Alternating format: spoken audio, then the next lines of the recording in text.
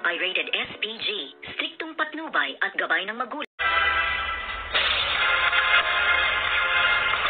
Good morning and welcome sa aking munting channel. At dito nga ay muli nang nagtagpo ulit itong si Ramon at si David, na kung saan nga ay pinagkita sila kasama si Don Julio para nga ituro na sa kanila ang kanilang mga negosyo at para matutunan nga nitong si David ang negosyo ng mga Montenegro. At dito nga ay nagpunta pa nga sila sa firing range para turuan nga sa pagmamaril itong si David. Ngunit dito nga ay napansin nga nitong si Ramon na hindi ikaw ang tunay na si David at hindi ka tunay na Montenegro. At dito nga ay nagulat at nabigla nga itong si David.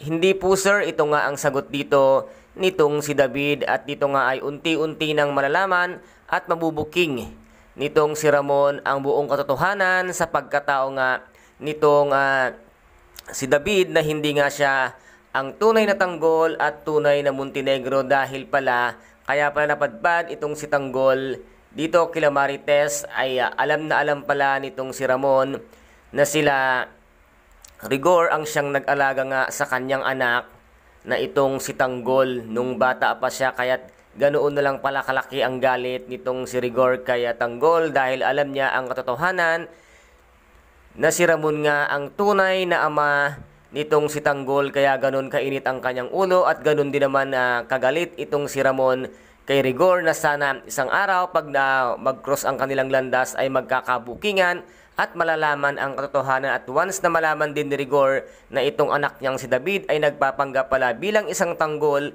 sa pamilya ng Montenegro, ay matotodas din itong si David dito nga kay Rigor.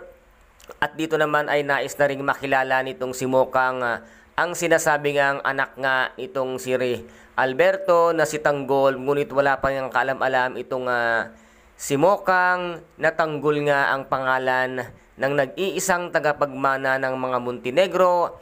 Ang anak nga nitong si Alberto na sinasabi lang matagal ng panahong nawalay sa kanyang piling. At dito rin naman ay magagalit nga itong si Don Julio once na nalaman nga ang katotohanan sa pagkatao nga nitong si David, na kung saan ay binigyan niya pa ng isang magarang kotse at isang magara ding baril, dahil ganun nga kamahal nitong si Don Julio si Tanggol, dahil alam nga nilang napakatagal na panahon ngang nawalay sa kanilang piling ang kanilang apong ito nga ang tunay na Tanggol. Kung kaya't sobra nilang minahal ang nagpapanggap na Tanggol na itong si David, na ngayon ay siya ang nagtatamasa na dapat ay para kaya Tanggol. At dito naman ay pinagkakaguluhan nga sa Quiapo itong mag-asawang Mang Narsing at Aling Nita, na sabi nga nila Don Marsing at Donya Nita na ang tawag sa kanya.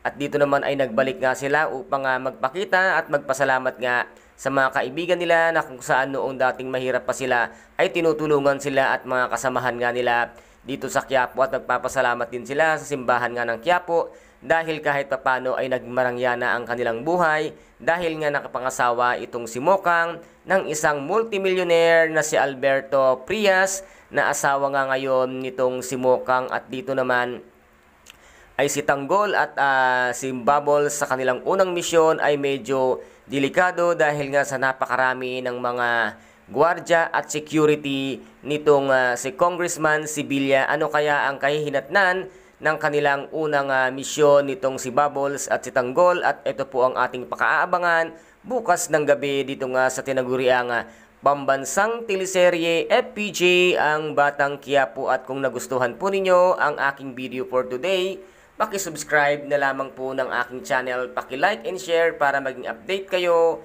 sa lahat ng gagawin kong video. Maraming salamat po, ingat, God bless and bye-bye!